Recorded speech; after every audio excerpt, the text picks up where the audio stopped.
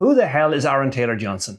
A few months ago, I couldn't have told you if I'd ever seen him, but of course now we know he is the forerunner for the next James Bond. Which is all very strange, because it turns out not only is he in my favourite movie, I've seen him in at least a half dozen other movies. The best ones I've seen him in are Tenet and The Kingsman. You too may be struggling to remember seeing him there, and if you did see him, you wouldn't spot a future James Bond.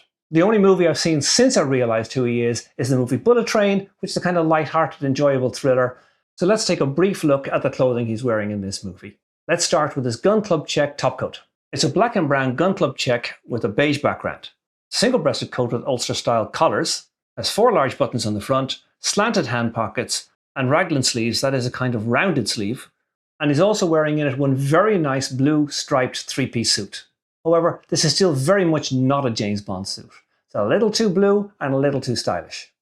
But I like it, so let's take a quick look at that. The suit is a vivid royal blue striped 3-piece, but it's a full, very nicely fitting suit. In fact, you could say it's a bit old-fashioned in its fit. Thankfully, quite a contrast to Daniel Craig's skinny suits. It's a single-breasted jacket with peak lapels. The suit's matching waistcoat is cut lower on the chest for a very modern presentation. You almost can't see it until he takes his jacket off later in the movie. But, as he's an excellent actor and I think he can wear a suit well, he could make a great James Bond. In fact, he's so good, he could play almost anybody in the James Bond franchise. If he wanted to make a comedy out of it, he could play all the lead roles, perhaps except Moneypenny. Well, maybe even including Moneypenny.